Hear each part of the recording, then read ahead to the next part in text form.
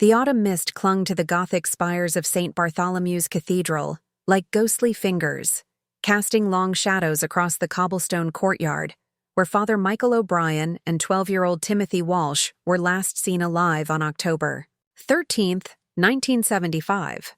Nearly 5 decades later, a handwritten confession letter would surface in the archives of the Chicago Archdiocese, revealing a truth so devastating it would shatter everything the small town of Millbrook had believed about that fateful night when 2 souls simply vanished without a trace. The evening had begun like countless others at St. Bartholomew's, with Father O'Brien preparing for the weekly youth fellowship meeting in the cathedral's basement hall. At 34, he was beloved by his congregation, known for his gentle manner with children and his tireless work with the community's most vulnerable families. His thick auburn hair was always slightly disheveled, giving him an approachable quality that drew people to him like moths to flame. The parishioners often remarked how he seemed to genuinely listen when they spoke, his deep brown eyes reflecting their pain and joy with equal measure. Timothy Walsh, the youngest of 5 children in the Walsh family, had been serving as Father O'Brien's altar boy for nearly 2 years. The freckle-faced boy with sandy brown hair possessed an infectious enthusiasm that brightened even the most solemn church services. His mother, Margaret Walsh, often joked that Timothy took his altar boy duties more seriously than most adults took their jobs. Every Sunday morning, he would arrive at the church 30 minutes early to help Father O'Brien prepare for Mass, carefully arranging the chalices and ensuring every candle was properly lit. The Walsh family lived in a modest 2-story house on Maple Street, just 4 blocks from St. Bartholomew's. Patrick Walsh, Timothy's father, worked double shifts at the Millbrook steel mill to support his growing family, while Margaret managed the household and worked part-time at the local grocery store.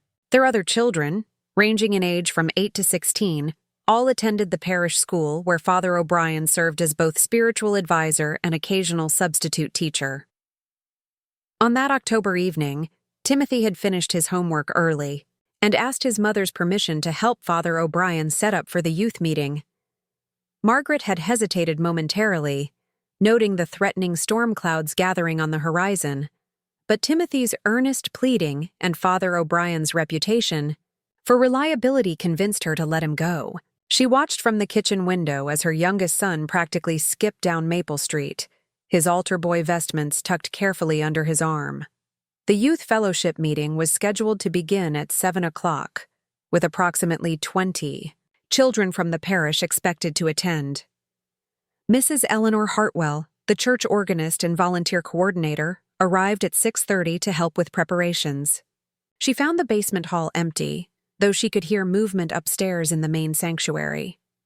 Assuming Father O'Brien and Timothy were completing their setup, she began arranging folding chairs in a circle and preparing the evening's craft, supplies.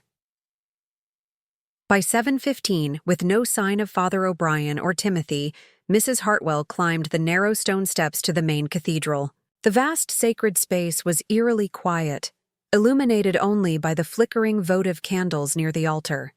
She called out for Father O'Brien, her voice echoing off the vaulted ceiling, but received no response. The sacristy door stood slightly ajar, revealing Father O'Brien's ceremonial robes hanging neatly on their customary hooks, but no sign of their owner. Growing increasingly concerned, Mrs. Hartwell checked Father O'Brien's small apartment above the parish office.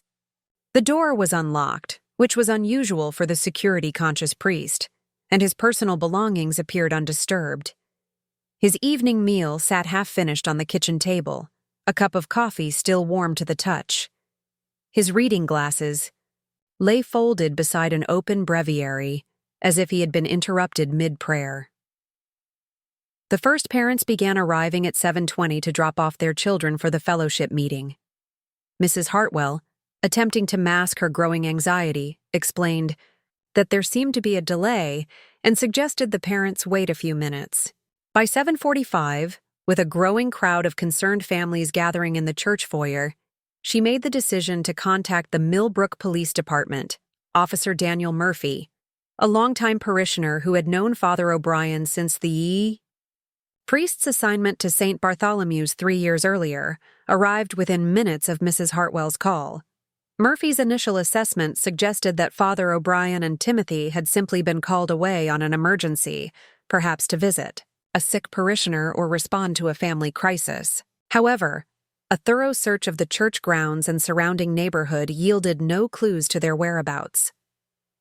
The Millbrook Police Department, consisting of only 6 officers serving a town of 8,000 residents, launched their most extensive missing persons investigation in the department's history. Chief Robert Donovan, a gruff but dedicated lawman who had served the community for 22 years, coordinated search efforts that eventually involved state police, volunteer firefighters, and hundreds of community members. Patrick Walsh, rushing home from his evening shift at the steel mill, arrived at the church to find his wife Margaret in tears, surrounded by neighbors and fellow parishioners offering comfort and assistance. The couple's worst fears seemed to materialize as the hours passed without any word from Timothy or Father O'Brien. Margaret clutched Timothy's school jacket, which he had left behind in his eagerness to help at the church, pressing the fabric to her face as if it might somehow bring her son back. The initial search focused on the immediate vicinity of St. Bartholomew's, with teams of volunteers combing through nearby Millbrook Park, checking abandoned buildings, and questioning residents along every street within a 2-mile radius. Bloodhounds brought in from the state police barracks seemed to lose the scent trail at the church's front entrance, as if Father O'Brien and Timothy had simply evaporated into the autumn air. As dawn broke on October 14th, the search expanded to include the wooded areas surrounding Millbrook, the banks of Willow Creek that meandered through the town's eastern edge, and the abandoned quarry where local teenagers sometimes gathered. Father O'Brien's 1973 Buick sedan remained parked in its usual spot behind the church, keys still in the ignition, adding to the mystery of how the priest and altar boy could have left the premises. The investigation took on a more ominous tone when detectives discovered that Father O'Brien had withdrawn a significant sum of money from his personal bank account earlier that day. The withdrawal, totaling nearly $3,000, represented most of the priest's life savings and seemed to contradict the theory of an unplanned emergency. Bank records showed that Father O'Brien had appeared calm and unhurried during the transaction, engaging in pleasant conversation with the teller about the upcoming parish harvest festival. Interviews with parishioners revealed conflicting accounts of Father O'Brien's behavior in the days leading up to his disappearance.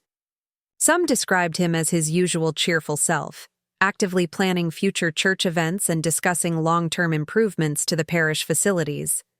Others noted subtle changes in his demeanor, suggesting he seemed distracted during recent sermons, and had been observed making several mysterious phone calls from his office.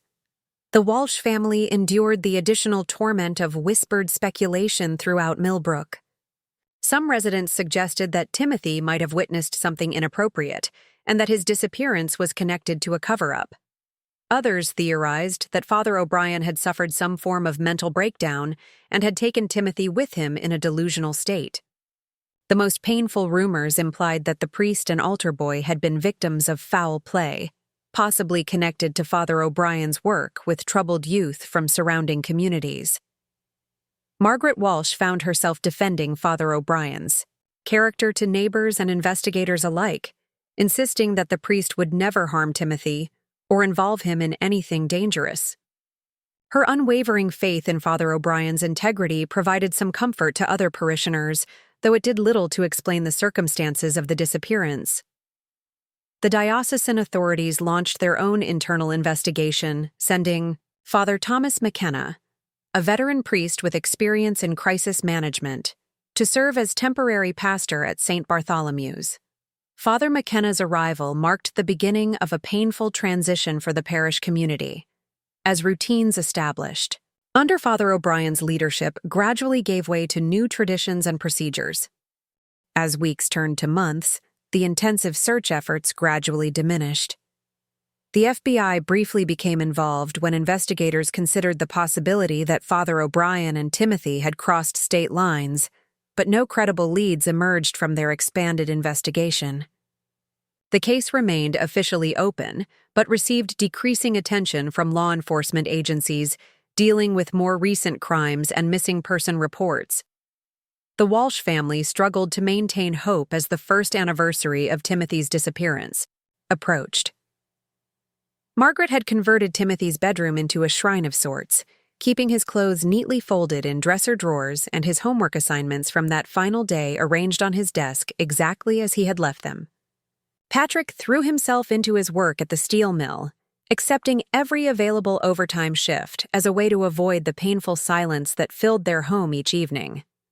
The mystery of Father O'Brien and Timothy Walsh became part of Millbrook's local folklore, a cautionary tale parents shared with their children about the unpredictable nature of life and the importance of staying close to home. St. Bartholomew's parish slowly healed under Father McKenna's compassionate leadership, though the absence of their beloved pastor and the town's lost son remained an open wound in the community's collective memory. Years passed without resolution, and the active investigation officially closed after 7 years, though the case file remained accessible to any law enforcement officer who might discover new evidence. The Walsh family never stopped hoping for answers, attending every police briefing and following up on every potential lead, no matter how unlikely it seemed. The heavy wooden doors of St. Bartholomew's Cathedral creaked open as Margaret Walsh stepped into the familiar sanctuary, her weathered hands gripping a bouquet of white lilies she brought every month on the 13th. The autumn of 2024 had painted the stained glass windows in brilliant hues of amber and crimson, casting ethereal patterns across the stone floor where her son Timothy had once carefully arranged the processional candles. At 71, Margaret moved with the deliberate pace of someone who had learned that rushing through life only led to missed moments and deeper regrets. Father Thomas McKenna, now in his 70th year and still serving as St. Bartholomew's pastor after nearly 5 decades, watched Margaret's monthly ritual from the altar, where he was preparing for evening vespers. His once dark hair had turned completely silver, and deep lines around his eyes spoke of countless nights spent counseling parishioners through their darkest hours. He had arrived at St. Bartholomew's as a temporary replacement for Father O'Brien, never imagining he would spend the remainder of his career shepherding a congregation haunted by an unsolved mystery.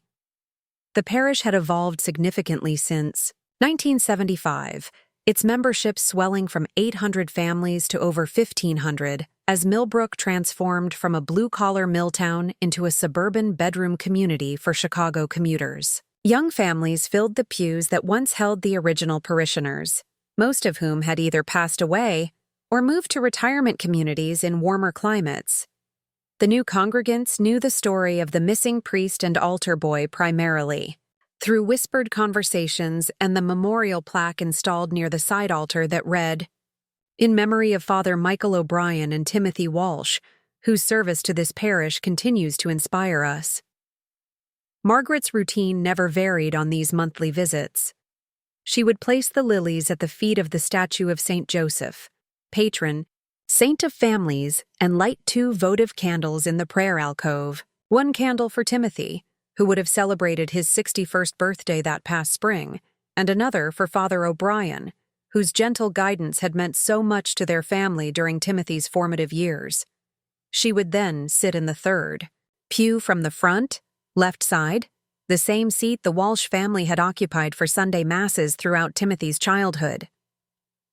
Patrick Walsh had passed away 8 years earlier from complications related to black lung disease, a consequence of his decades working at the Millbrook steel mill. His final years had been difficult, marked by declining health and an increasing bitterness about the unresolved circumstances of his youngest son's disappearance. Margaret often wondered if Patrick's anger had hastened his death, the weight of unanswered questions proving too heavy for his already compromised respiratory system to bear. The Walsh children who survived had scattered across the country, building lives that allowed them to escape the shadow of their brother's disappearance. Michael Walsh, the eldest at 65, had become a successful engineer in Denver, rarely returning to Millbrook except for holidays and family emergencies. He had changed his surname to Williams shortly after college, explaining to family members that he needed to establish his own identity, separate from the tragedy that defined their hometown reputation.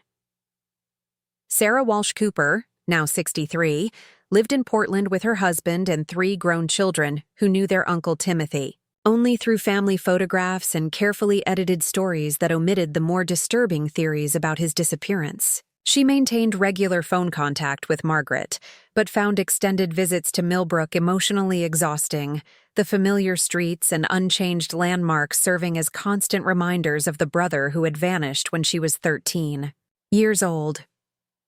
James Walsh, 59, had pursued a career in law enforcement, driven by a childhood promise to solve his brother's disappearance. After 25 years as a detective with the Illinois State Police, he had retired early, the weight of countless unsolved cases adding to his personal frustration about Timothy's fate. He lived alone in a modest apartment in Springfield, maintaining detailed files about his brother's case that included newspaper clippings, police reports, and his own investigative notes accumulated over decades of unofficial inquiry. Elizabeth Walsh Martinez, the baby of the family at 56, had embraced her Catholic faith with an intensity that concerned her siblings. She had spent 15 years as a missionary in Central America, working with orphaned children and struggling families in remote villages where electricity and running water remained luxuries. Her letters to Margaret were filled with stories of children who reminded her of Timothy, as if she were trying to save all the lost boys she could find to somehow compensate for the one she couldn't protect.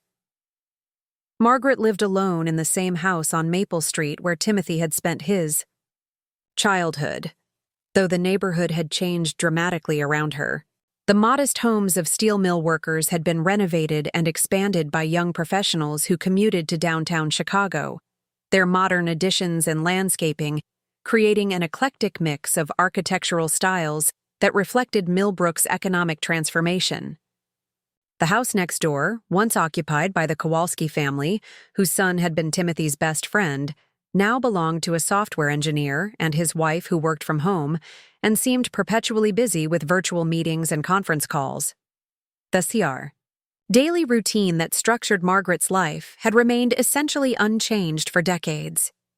She woke each morning at 6 o'clock, attended 7:30 Mass at St. Bartholomew's, and spent her mornings volunteering at the parish food pantry that served families throughout the surrounding county. Her afternoons were devoted to maintaining correspondence with cold case investigators, missing person advocacy groups, and anyone who claimed to have information about Timothy's disappearance.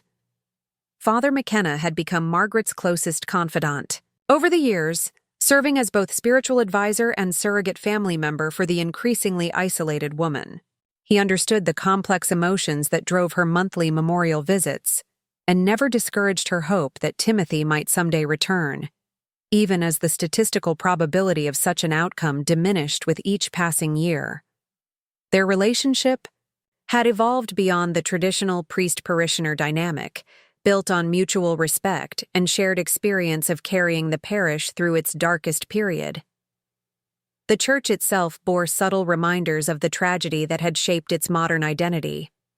The basement fellowship hall where Timothy and Father O'Brien had been preparing for the youth meeting had been renovated and renamed the O'Brien Walsh Community Center, hosting various parish activities and serving as a meeting space for local, civic organizations. The youth program had been restructured with additional supervision requirements and background checks that reflected the changed attitudes toward child safety that emerged in the decades following the disappearance. Mrs. Eleanor Hartwell, the church organist who had discovered the missing priest and altar boy, had passed away in 1998, taking with her the most detailed memories of that October evening. Her replacement, a younger woman named Catherine Morrison, had learned the story from parishioners and understood the significance of certain dates and locations within the church calendar. She had made a point of including special musical selections during Masses closest to October 13th, choosing hymns that celebrated eternal life and divine protection. The Millbrook community had developed its own collective memory of the disappearance, with local historians documenting the event as a defining moment in the town's transition from industrial to suburban identity. The Millbrook Historical Society maintained a file of newspaper clippings, photographs, and recorded interviews with residents who remembered the search efforts and community response. High school students occasionally selected the case as a topic for research projects, interviewing elderly residents and reviewing archived police reports as part of their studies in local history. Chief Robert Donovan had retired in 1985 and died 12 years later, never having solved the case that had consumed the final decade of his law enforcement career. His successor, Chief Linda Rodriguez, had inherited responsibility for the cold case files and periodically reviewed them when new investigative techniques or technologies became available. The department's resources remained limited, but Rodriguez maintained professional courtesy relationships with federal agencies and private investigators who expressed interest in the Walsh-O'Brien disappearance. Detective work on the case had been sporadic over the years, with occasional renewed interest sparked by similar cases in other jurisdictions or advances in forensic science. DNA testing had been applied to various pieces of evidence collected from the church and Father O'Brien's apartment, but the results provided no useful leads. The priest's financial records had been exhaustively analyzed, revealing the mysterious $3,000 withdrawal, but no additional irregularities that might explain his actions on the day of the disappearance. The broader Catholic Church had undergone significant changes since 1975, with increased scrutiny of clergy conduct and enhanced protocols for protecting children in religious environments. These developments had inevitable implications for how people interpreted Father O'Brien's disappearance, with some community members retroactively viewing his close relationships with altar boys through a more suspicious lens. Margaret Walsh had consistently defended the priest's character against such speculation, insisting that her family's experience with Father O'Brien had been entirely positive, and that Timothy had never expressed any discomfort or concern about their interactions. Media attention to the case had waned after the initial intensive coverage, though occasional anniversary articles in regional newspapers kept the story alive in public consciousness. A true crime podcast had featured the disappearance in a 2019 episode, generating renewed interest and several false leads that ultimately proved fruitless. The podcast hosts had interviewed Margaret Walsh extensively, and their respectful treatment of her family's tragedy had earned her gratitude, even though the publicity failed to produce new information about Timothy's fate. Margaret's faith had sustained her through nearly 5 decades of uncertainty. Though she privately acknowledged that her relationship with God had evolved in complex ways since Timothy's disappearance. She continued to believe in divine providence while struggling to understand why such a tragedy had befallen her family. Her prayers had shifted from desperate pleas for Timothy's safe return to requests for peace, understanding, and the strength to continue living with unanswered questions. The approaching 50th anniversary of the disappearance had generated discussion among parish leadership about appropriate ways to commemorate the milestone. Some suggested organizing a special memorial service, while others worried that such attention might reopen wounds that had begun to heal. Margaret herself remained ambivalent about public recognition, torn between her desire to keep Timothy's memory alive and her exhaustion with the endless speculation and false hopes that accompanied renewed interest in the case. The weathered brass bell of St. Bartholomew's Cathedral chimed 7 times as Margaret Walsh made her way down the familiar stone steps, her monthly memorial visit complete. The October evening air carried the same crisp bite that had marked that fateful night, 49 years earlier, and she pulled her wool coat tighter as she walked the 4 blocks home to Maple Street. The sidewalks were dotted with fallen leaves that crunched beneath her sensible walking shoes, their golden and crimson hues illuminated by the warm glow of streetlights that had been upgraded from the old mercury vapor fixtures of her younger days.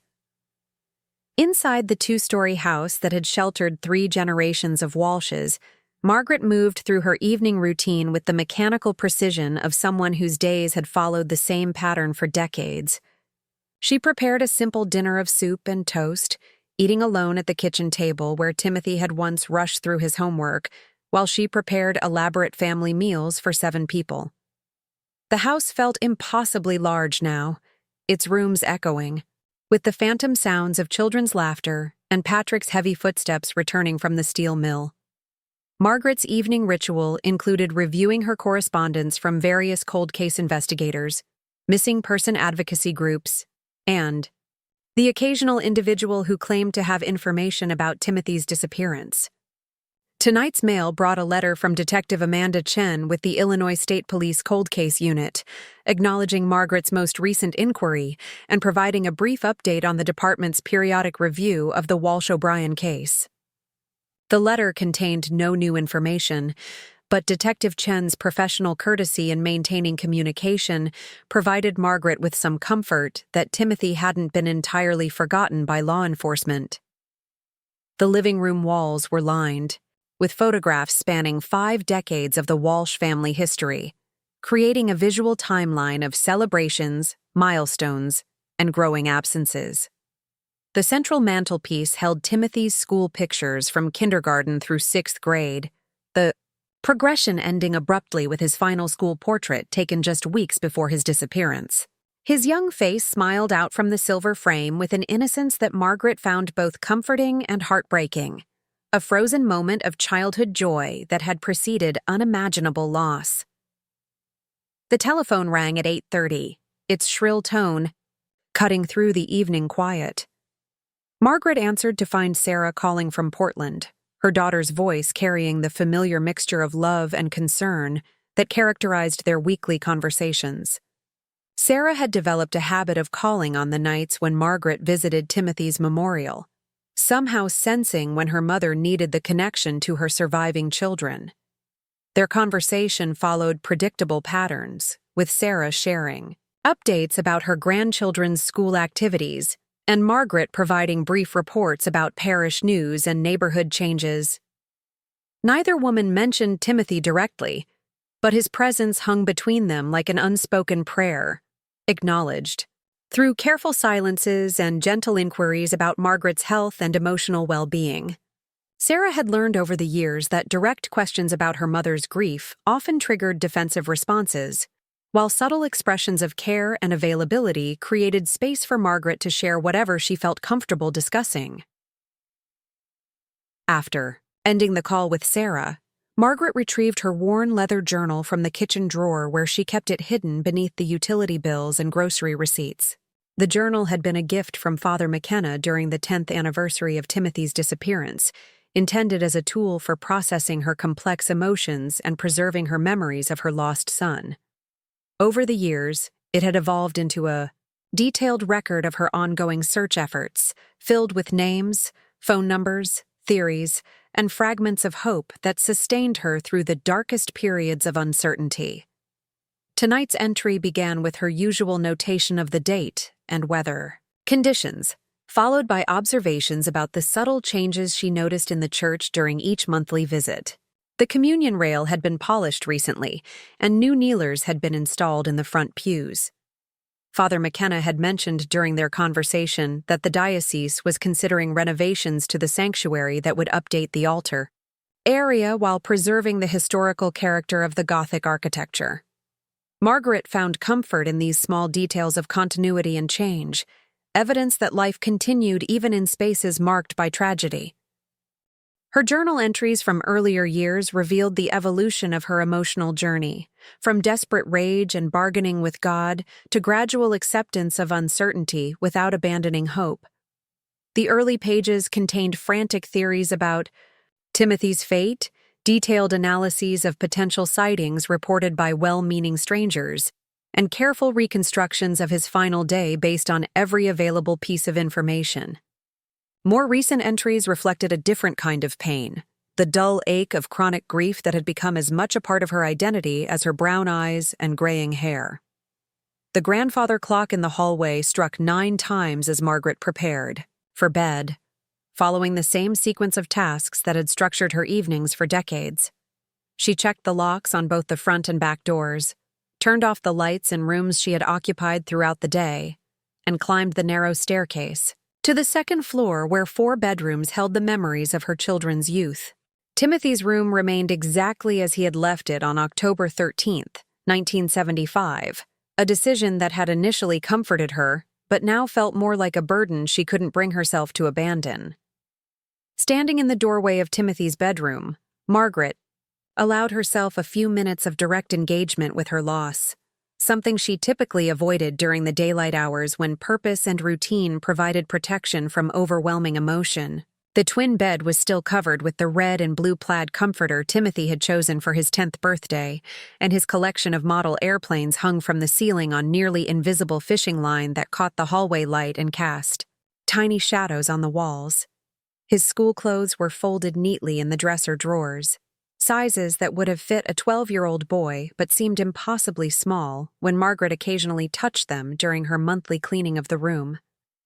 His homework from that final day remained stacked on his desk, math problems and spelling words that he would never complete, alongside the wooden pencil box carved with his initials that Patrick had made in the steel mill's machine shop as a Christmas gift. The bookshelf held Timothy's favorite stories, many of them adventure tales about boys who faced dangerous situations and emerged victorious through courage and clever thinking. Margaret sometimes wondered if Timothy had read those books and believed he was prepared for whatever challenge had taken him away from his family. The thought that her son might have walked willingly into danger, confident in his ability to handle whatever awaited him, provided both comfort and additional anguish. Margaret's bedtime prayers had evolved over the decades from specific requests for Timothy's safe return to broader appeals for understanding, peace, and the ability to continue functioning despite the permanent hole in her family's foundation. She prayed for Patrick's soul, for her surviving children's happiness and health, and for Father O'Brien, whose fate remained as mysterious as Timothy's. Her faith had sustained her through nearly 5 decades of uncertainty, though she privately acknowledged that her relationship with God had grown more complex and questioning than the simple devotion of her younger years. The bedroom she had shared with Patrick for 37 years now felt too large for one person, but Margaret had resisted suggestions from her children that she might be happier in a smaller apartment or assisted living facility. The house on Maple Street represented her connection to Timothy's memory and her hope that he might someday return to find her waiting in the same place where he had said goodbye on that October evening so many years ago. Sleep came fitfully, interrupted by dreams that mixed memories of Timothy's childhood with imagined scenarios of his fate. Sometimes she dreamed of him as a grown man living under a different name in a distant city, surrounded by a family of his own who knew nothing of his origins. Other dreams were darker, filled with images of danger and fear that she tried to banish through prayer and positive visualization. The most disturbing dreams involved Father O'Brien, whose disappearance remained equally inexplicable, and who sometimes appeared in her subconscious as both protector and threat. Margaret's relationship with the other families in the parish had been complicated by Timothy's disappearance, creating an invisible barrier between her experience and their normal parental concerns. She had watched dozens of children grow up, graduate, marry, and start families of their own, while her son remained frozen in time as a 12-year-old altar boy. The joy she felt for other families' milestones was always tempered by awareness of what she had missed, and would continue to miss as long as Timothy's fate remained unknown. The community's response to her ongoing grief had evolved over the years from active support and involvement to polite acknowledgement and careful avoidance of the subject. Most parishioners understood that Margaret's monthly memorial visits and persistent hope for resolution were her way of coping with an impossible situation. But few knew how to interact with her pain in ways that felt helpful rather than intrusive. Father McKenna served as an important bridge between Margaret and the broader parish community, helping others understand her needs while protecting her from well-meaning but potentially harmful attempts to convince her to move on or let go of her search for answers. The approaching 50th anniversary of Timothy's disappearance had created additional emotional complexity for Margaret, who found herself torn between the desire to mark the milestone with appropriate solemnity and the fear that public attention might generate false hopes or painful speculation. She had received several inquiries from journalists and true crime enthusiasts who wanted to revisit the case, but she had declined most interviews, having learned from previous experience that media coverage rarely produced useful information and often attracted individuals with questionable motives or unreliable claims about Timothy's fate. The morning of November 15, 2024, began like countless others for Father Thomas McKenna as he unlocked the heavy oak doors of St. Bartholomew's parish office at precisely 7 o'clock. The familiar creak of the hinges echoed through the empty hallway, followed by the soft thud of his leather satchel being placed on the reception desk, where Mrs. Dolores Fitzgerald had managed the church's administrative affairs for the past 23 years. The autumn sunlight streamed through the tall windows, illuminating particles of dust that danced in the golden beams like tiny spirits celebrating the start of another day in the service of God. Father McKenna's routine included checking the overnight mail slot, where parishioners occasionally left prayer requests, donation envelopes, or messages too urgent to wait for normal business hours. This morning, however, something unusual caught his attention among the standard correspondence. A thick manila envelope bore no return address, postmarked from Chicago 3 days earlier, with "Urgent, Father McKenna, Confidential," written in block letters across the front in what appeared to be an elderly person's careful handwriting. The weight of the envelope suggested substantial contents, and Father McKenna felt an inexplicable sense of foreboding as he carried it to his private office. His hands trembled slightly as he settled into the worn leather chair behind his desk, the same chair where Father O'Brien had once sat during his brief tenure at St. Bartholomew's. The morning light cast long shadows across the oak-paneled walls lined with theological books, framed certificates, and photographs documenting nearly 5 decades of parish life under his pastoral care.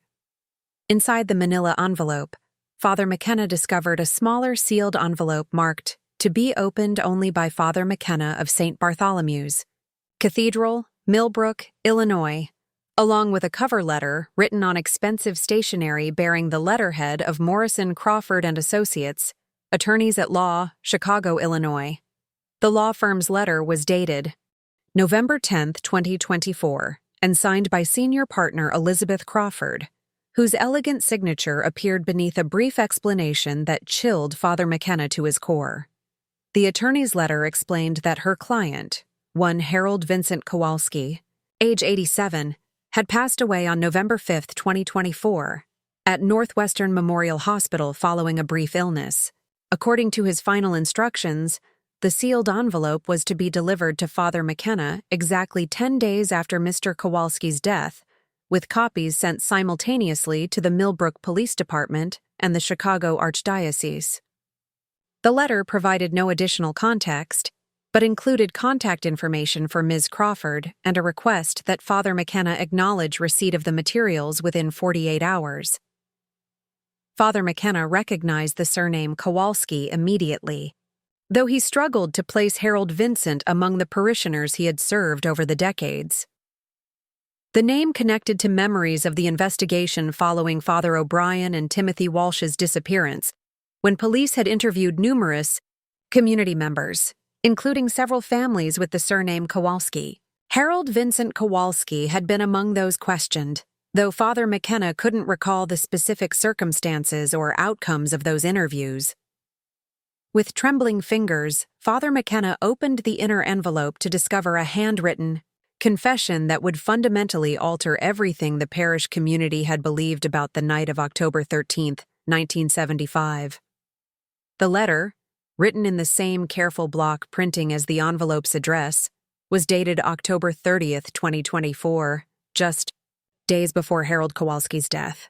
The paper bore the watermark of expensive stationery, suggesting that the author had taken considerable care in preparing his final statement. The confession began with Harold Kowalski's full name, date of birth, and a solemn declaration that he was of sound mind and body when composing the letter, despite his terminal diagnosis of pancreatic cancer. He acknowledged his impending death and expressed his desire to cleanse his soul before meeting his Creator by revealing the truth about events that had haunted him for nearly 5 decades. The formal language and careful phrasing suggested that Kowalski had consulted with legal counsel in preparing the document, ensuring its potential admissibility as evidence should authorities choose to reopen the case. Harold Kowalski's confession revealed that he had been employed as a night security guard at Millbrook Steel Mill in 1975, working the 11 to 7 shift that required him to patrol the facility's extensive grounds throughout the night.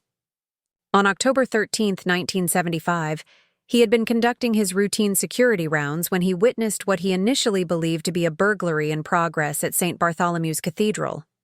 From his vantage point at the mill's northern perimeter, approximately half a mile from the church, he could see unusual activity around the cathedral's main entrance using the high-powered binoculars that were part of his standard security equipment. The letter described how Kowalski had observed 2 figures moving between the church and a dark-colored sedan parked behind the building, an area typically reserved for Father O'Brien's personal vehicle.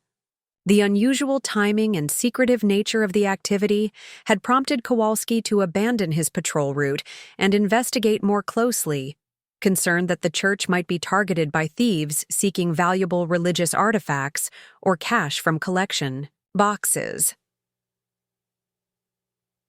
As Kowalski approached the cathedral grounds on foot, staying hidden among the mature oak trees that surrounded the property, he witnessed what appeared to be Father O'Brien and young Timothy Walsh loading suitcases and boxes into the sedan's trunk.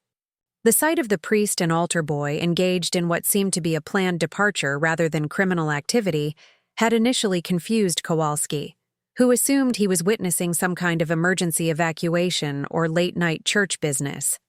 The confession continued with Kowalski's account of overhearing a heated conversation between Father O'Brien and an unidentified man who appeared to be directing the loading operation. The stranger, described as middle-aged with graying hair and an expensive overcoat, seemed to be giving Father O'Brien instructions about their destination and timeline. Timothy Walsh appeared frightened and confused, clinging to Father O'Brien's arm and asking repeatedly about returning home to his family. According to Kowalski's letter, the conversation he overheard revealed that Father O'Brien was being coerced into leaving Millbrook due to what the stranger referred to as unfortunate discoveries that could damage both the priest's reputation and the broader Catholic Church. The mysterious man spoke of arrangements that had been made for Father O'Brien's relocation to a facility where he could receive appropriate counseling and supervision away from the parish community. The most shocking revelation in Kowalski's confession concerned Timothy Walsh's presence during this clandestine departure. According to the letter, the boy had apparently witnessed something that made his continued presence in Millbrook problematic for the same unnamed authorities who were removing Father O'Brien from his pastoral duties. The stranger had explained to Father O'Brien that Timothy would need to be relocated temporarily until certain matters could be resolved, assuring the priest that the boy would be well cared for and eventually reunited with his family. Kowalski's letter described his growing horror as he realized that both Father O'Brien and Timothy Walsh were being taken away against their will, though the coercion was subtle and involved threats rather than physical force. The priest appeared to be cooperating reluctantly, apparently convinced that compliance was necessary to protect Timothy and potentially other children in the parish from unspecified consequences. The confession detailed Kowalski's internal struggle as he witnessed this abduction disguised as voluntary departure. As a devout Catholic and longtime parishioner, he found it impossible to believe that Father O'Brien could be involved in any wrongdoing that would justify such drastic action. However, the official nature of the operation, suggested by the stranger's authoritative demeanor and apparent knowledge of church procedures, had convinced Kowalski that he was witnessing some kind of legitimate ecclesiastical discipline rather than criminal activity. The letter revealed that Kowalski had followed the sedan as it left St. Bartholomew's, using his personal vehicle to maintain surveillance from a safe distance. The car had traveled north on Highway 41 toward Chicago, but Kowalski had lost sight of it in traffic after approximately 20 miles. His attempts to memorize the license plate number had been frustrated by darkness and distance, though he believed the vehicle bore Illinois plates and appeared to be a recent model Chrysler or similar large sedan. Kowalski's confession explained his decision to remain silent about what he had witnessed, a choice that had tormented him for nearly 5 decades. The complexity of the situation, combined with his limited understanding of Catholic Church hierarchy and his fear of potential retaliation if he interfered with what appeared to be official church business, had convinced him that silence was the safest course of action. He had rationalized his inaction by believing that Father O'Brien and Timothy would eventually return, or that their families would receive official explanations for their absence. The letter described Kowalski's growing anguish as days turned to weeks without any word about Father O'Brien or Timothy Walsh.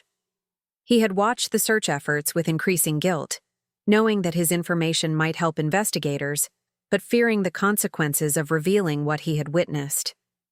The official investigation's focus on local possibilities rather than the broader conspiracy he had observed had reinforced his belief that local authorities were either unaware of the true circumstances or deliberately avoiding certain lines of inquiry.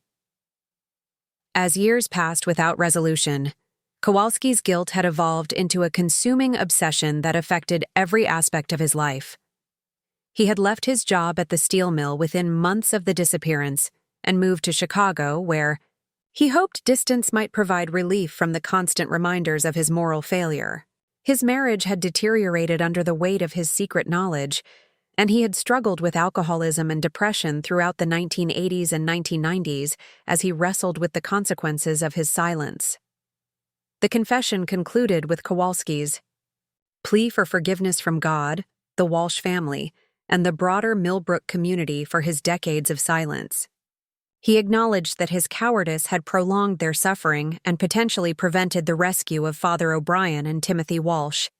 His terminal cancer diagnosis had finally provided the catalyst he needed to overcome his fear and reveal the truth, though he expressed deep regret that his revelation came too late to save the missing priest and altar boy, or spare their families decades of uncertainty and grief. Father McKenna stared at Harold Kowalski's confession letter with trembling hands, reading and rereading the devastating revelations that challenged everything he had believed about Father O'Brien's disappearance for nearly 5 decades. The morning sunlight streaming through his office windows seemed to mock the darkness of the truths contained within those carefully written pages, each word carrying the weight of decades of suppressed guilt and terrible knowledge. His coffee grew cold on the desk as he struggled to process the implications of what Kowalski had witnessed on that October night in 1975. The immediate question facing Father McKenna was whether to contact Margaret Walsh directly or follow proper protocols by notifying church authorities and law enforcement first. His pastoral instincts urged him to protect Margaret from another devastating disappointment, having witnessed her endure countless false leads and cruel hoaxes over the years. Yet the detailed nature of Kowalski's account, combined with the legal framework surrounding its delivery, suggested this revelation was fundamentally different from the speculation and rumor that had characterized previous developments in the case. Father McKenna reached for his telephone with shaking fingers, first dialing the number for Detective Amanda Chen at the Illinois State Police Cold Case Unit.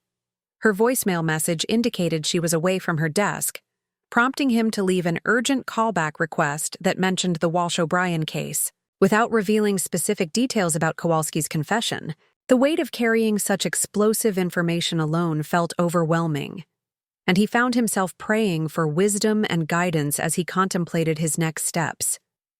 The second call went to the Chicago Archdiocese, where Father McKenna spoke with Monsignor Robert Castellano, the diocesan official responsible for handling sensitive historical matters involving clergy. Monsignor Castellano's grave tone confirmed that he had received a copy of Kowalski's confession that morning and was already coordinating with canonical lawyers and investigators to determine appropriate responses. The conversation was brief, but loaded with implications about potential cover-up activities within the church hierarchy that extended far beyond St. Bartholomew's parish. As Father McKenna contemplated his obligation to inform Margaret Walsh about Kowalski's revelations, he struggled with the moral complexity of sharing information that might provide answers while simultaneously destroying her faith in the Catholic Church that had sustained her through decades of grief. The confession suggested that Father O'Brien had been removed not because of criminal behavior, but because he had discovered something that threatened powerful interests within the ecclesiastical structure. This possibility offered vindication for Margaret's long-standing belief in the priest's innocence while simultaneously implicating the institution she had trusted to protect her family. The telephone rang at 10:30, startling Father McKenna from his agonized deliberations. Detective Chen's voice carried the professional urgency of someone accustomed to handling explosive developments in cold cases, though her questions revealed that she had not yet received her copy of Kowalski's materials from the attorney's office. Father McKenna provided a careful summary of the confession's contents, emphasizing the need for immediate action while acknowledging the sensitivity of the allegations against church officials. Detective Chen's response reflected both excitement about the potential breakthrough and concern about the challenges of investigating 49-year-old allegations involving deceased witnesses and potentially compromised evidence. She requested that Father McKenna maintain strict confidentiality about Kowalski's confession until law enforcement could coordinate their response with appropriate federal agencies, given the interstate nature of the alleged abduction and the involvement of religious institutions that crossed jurisdictional boundaries. The restriction on sharing information created an ethical dilemma for Father McKenna, who felt torn between his duty to cooperate with law enforcement and his pastoral responsibility to Margaret Walsh and the broader parish community. The confession contained information that might finally provide answers to questions that had haunted the congregation for nearly half a century. Yet premature disclosure could potentially compromise any investigation and subject innocent people to unfounded suspicion and harassment. Father McKenna spent the remainder of the morning struggling with his normal pastoral duties, while the weight of Kowalski's revelations pressed constantly on his consciousness. His scheduled appointment with the parish building committee became an exercise in forced normalcy as he attempted to focus on mundane discussions about heating system repairs and roof maintenance, while his mind churned with implications of conspiracy, cover-up, and institutional betrayal that challenged the foundations of his own faith and calling. The lunch hour brought an unexpected visitor in the form of attorney Elizabeth Crawford, who arrived at St. Bartholomew's without prior appointment, to discuss her role in delivering Harold Kowalski's final communications. Crawford was an elegant woman in her 60s whose professional demeanor barely concealed her obvious discomfort with the content of her deceased client's revelations. She explained that Kowalski had retained her services specifically to ensure proper delivery of his confession, paying substantial fees in advance to guarantee that his final statement would reach appropriate authorities regardless of any attempts at interference or suppression. Crawford's conversation with Father McKenna revealed additional disturbing details about Harold Kowalski's final months, during which he had become increasingly obsessed with researching the Walsh-O'Brien disappearance and attempting to identify the mysterious figures he had witnessed that October night. Kowalski had apparently hired private investigators to trace ownership records of vehicles matching his description of the sedan used in the abduction, though these efforts had produced only fragmentary leads that proved impossible to verify after so many decades. The attorney's briefcase contained copies of Kowalski's research materials, including photographs, newspaper clippings, and handwritten notes that documented his private investigation into the disappearance. Crawford explained that her client had specifically requested these materials be made available to Father McKenna and law enforcement officials, hoping they might provide additional context for understanding the conspiracy he claimed to have witnessed. The documents painted a picture of a man consumed by guilt and desperate to atone for his decades of silence before death claimed him.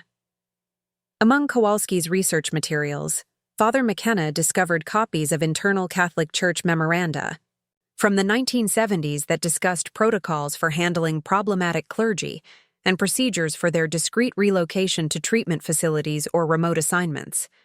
These documents, apparently obtained through Kowalski's private investigators or sympathetic sources within the church hierarchy, suggested a systematic approach to managing scandals that prioritized institutional protection over individual welfare, or justice. The most disturbing element of Kowalski's research concerned his attempts to identify children who might have been relocated, along with clergy during the same period when Father O'Brien and Timothy Walsh disappeared. His notes reference several cases of missing children from Catholic parishes across the Midwest during the 1970s, suggesting a pattern of disappearances that authorities had never connected or investigated as related incidents. The implications of such a conspiracy were staggering in their scope and suggested criminal activity that extended far beyond individual cases of misconduct. Crawford's departure left Father McKenna feeling increasingly isolated, with knowledge that seemed too dangerous to bear alone yet too sensitive to share freely. His afternoon appointments with parishioners became exercises in compartmentalization as he attempted to provide spiritual guidance and pastoral care, while his mind wrestled with evidence of institutional corruption that challenged his fundamental beliefs about the church he had served faithfully for 5 decades. The 4 o'clock meeting with the parish finance committee proved particularly challenging as Father McKenna struggled to concentrate on budget discussions while processing the implications of Kowalski's confession for his own understanding of church authority and moral leadership.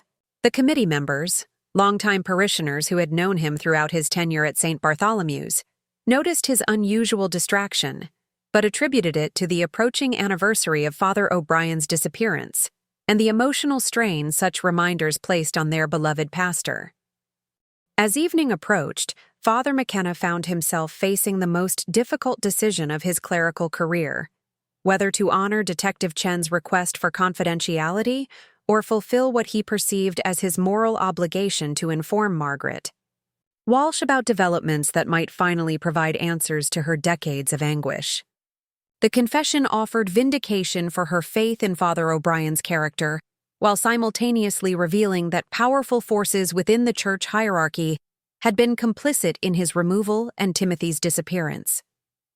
The weight of carrying such explosive information alone became unbearable as Father McKenna prepared for evening vespers, knowing that Margaret Walsh would likely attend the service as part of her regular devotional routine. The prospect of celebrating Mass while concealing information that might transform her understanding of her son's fate felt like a betrayal of everything he believed about pastoral ministry and spiritual honesty. Yet premature disclosure might compromise any chance of justice for Father O'Brien and Timothy, while potentially subjecting Margaret to additional disappointment if the investigation failed to produce concrete results. Father McKenna's prayers that evening carried a desperate quality as he sought divine guidance for navigating the moral complexities created by Kowalski's deathbed confession. The familiar rituals of evening worship felt hollow against the backdrop of institutional betrayal and personal complicity that the letter had revealed, forcing him to confront uncomfortable questions about his own role in perpetuating systems that prioritized organizational survival over individual welfare and truth. The internal conflict between his duties as a priest, his obligations to law enforcement, and his pastoral responsibility to his congregation created a crisis of conscience that would define the remaining years of Father McKenna's ministry. The comfortable certainties that had sustained him through 5 decades of service to St. Bartholomew's parish crumbled in the face of evidence that the institution he had devoted his life to serving had been capable of profound moral failures that destroyed innocent lives while maintaining facades of spiritual authority and divine mandate. The sleepless night following Harold Kowalski's revelation found Father McKenna pacing the narrow corridors of his rectory apartment, wrestling with a decision that would either vindicate decades of faith or shatter the foundations of everything Margaret Walsh had believed about the Catholic Church. The weight of carrying such devastating knowledge alone had become unbearable, and as dawn broke over Millbrook on November 16, 2024, he knew he could no longer honor Detective Chen's request for silence while Margaret continued her daily pilgrimage of hope and prayer. Father McKenna arrived at the Walsh house on Maple Street at 8 o'clock that morning, his usual composed demeanor replaced by visible anxiety that immediately alarmed Margaret when she answered the door. She had known Thomas McKenna for nearly 5 decades, had watched him age from the young priest who arrived to replace Father O'Brien into the silver-haired pastor who had become her closest confidant, and she recognized immediately that something fundamental had changed in the hours since their last conversation. The manila envelope containing Harold Kowalski's confession lay heavy in Father McKenna's hands as Margaret led him to the familiar kitchen table where they had shared countless conversations about faith, loss, and the enduring mystery of Timothy's disappearance. The morning sunlight streaming through the lace curtains seemed to illuminate the gravity of the moment, casting long shadows across the worn linoleum floor that had witnessed decades of family meals, homework sessions, and quiet moments of grief. Margaret's hands trembled as she poured coffee into 2 ceramic mugs that bore the faded logo of St. Bartholomew's Parish Festival from 1987, the year she had finally accepted that Timothy might never return, but had refused to abandon hope entirely. Father McKenna's obvious distress filled her with a familiar dread that accompanied every phone call from investigators, every knock on her door from strangers claiming information about her son, every anniversary that brought renewed media attention to the unsolved disappearance. The priest's voice cracked as he began to explain Harold Kowalski's deathbed confession, his words careful and measured as he prepared Margaret for revelations that would transform her understanding of the October night that had destroyed her family's peace. He described Kowalski's role as a security guard at the steel mill, his observation of unusual activity at the Cathedral, and his decision to investigate what he initially believed might be criminal activity, threatening the sacred space that had been central to the Walsh family's spiritual life. Margaret's face grew pale as Father McKenna detailed Kowalski's account of witnessing Father O'Brien and Timothy loading belongings into a sedan under the direction of an unidentified man, who spoke with apparent authority about relocating the priest and altar boy. The revelation that her son had not vanished without explanation, but had been taken as part of what appeared to be an organized operation within the Catholic Church hierarchy struck her like a physical blow, vindicating her lifelong belief in Father O'Brien's innocence, while simultaneously exposing the institutional betrayal that had cost her son his childhood and freedom. The confession's description of Timothy's frightened questions about returning home, his obvious confusion about the circumstances of their departure, and his trust in Father O'Brien's protection provided Margaret with both comfort and unbearable anguish. The image of her 12-year-old son clinging to the priest's arm while powerful men made decisions about his fate without consulting his family represented every parent's worst nightmare, the helplessness of watching predators operate within systems designed to protect innocent children. Father McKenna's voice grew stronger as he read portions of Kowalski's letter aloud, sharing the security guard's detailed account of overhearing conversations that revealed Father O'Brien was being coerced into leaving his pastoral duties due to unfortunate discoveries that threatened unnamed interests within the church. The implication that the beloved priest had uncovered evidence of corruption or abuse that made his continued presence in Millbrook dangerous suggested a conspiracy that extended far beyond individual misconduct to systematic institutional cover-up activities. Margaret's initial shock gave way to fierce anger as the full implications of Kowalski's confession became clear. Her decades of patient suffering transformed into righteous fury at the realization that powerful figures within the Catholic Church had knowingly destroyed her family while maintaining facades of spiritual authority and moral leadership.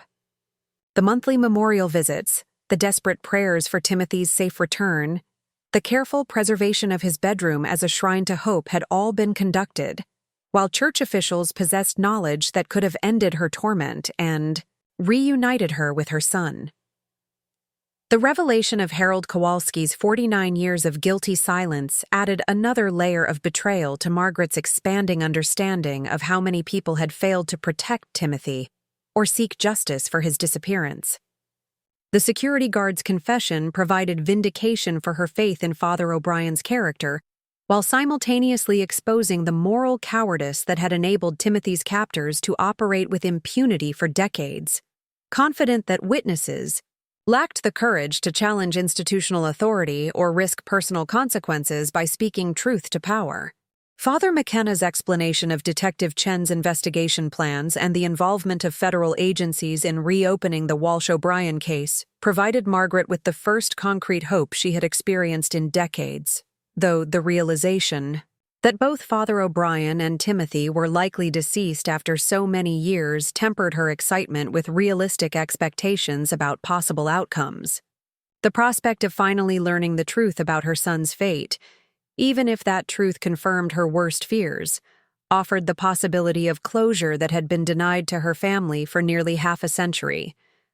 The priest's admission of his own crisis of faith following Kowalski's revelations created an unexpected bond between Margaret and the man who had shepherded her through decades of spiritual struggle. Their shared disillusionment with institutional authority balanced against their continuing belief in divine justice and ultimate accountability. Father McKenna's vulnerability in acknowledging his doubts about church hierarchy while maintaining his commitment to pastoral ministry demonstrated the complex relationship between personal faith and institutional loyalty that had sustained both of them through impossible circumstances. Margaret's decision to contact her surviving children and share Kowalski's confession with them represented a fundamental shift from her decades of private grief to active participation in seeking justice for Timothy and Father O'Brien.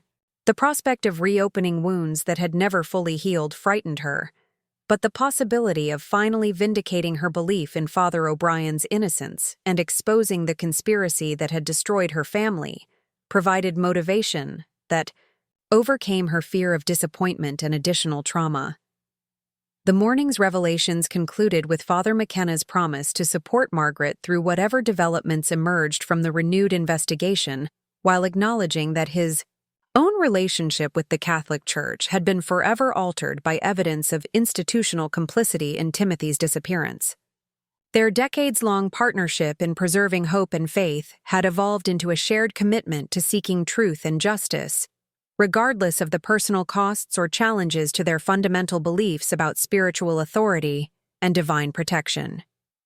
Detective Chen's afternoon visit to the Walsh house brought official confirmation of the federal investigation's scope and timeline, with promises of resources and expertise that had been unavailable during the original 1975 inquiry. The detective's respectful treatment of Margaret's questions and her acknowledgement of the family's decades of suffering provided reassurance that law enforcement officials understood the gravity of institutional failures that had enabled Timothy's disappearance and Harold Kowalski's prolonged silence. The investigation's preliminary findings, based on Kowalski's research materials and federal databases unavailable in 1975, revealed patterns of missing children from Catholic parishes across multiple states during the same period when Father O'Brien and Timothy Walsh disappeared. These connections suggested a systematic operation that relocated problematic clergy, along with potential witnesses, prioritizing institutional protection over individual welfare in ways that violated both civil and canonical law. Margaret Walsh's transformation from grieving mother maintaining private hope to active advocate for justice and truth represented the culmination of a journey that had tested every aspect of her faith, resilience, and determination. The vindication of her lifelong belief in Father O'Brien's innocence and Timothy's unwilling participation in his own disappearance provided validation for decades of refusing to accept easy explanations that blamed the victims rather than challenging powerful institutions that had failed in their fundamental duty to protect innocent children. The story of Harold Kowalski's deathbed confession and its impact on Margaret Walsh's quest for answers demonstrates the power of truth to emerge even after decades of suppression, the importance of individual courage in challenging institutional authority, and the enduring strength of parental love that refuses to accept injustice or abandon hope. For accountability, while Timothy Walsh and Father Michael O'Brien remain missing, their story has finally begun to receive the investigation and attention it deserved from the beginning, offering hope that other families might find answers to their own unsolved tragedies. If this story has moved you and you want to hear more incredible true stories of mystery, faith, and the triumph of truth over powerful forces that try to silence it, please subscribe to our channel and hit the notification bell. Your support helps us continue investigating these important cases and giving voice to families who have waited decades for justice.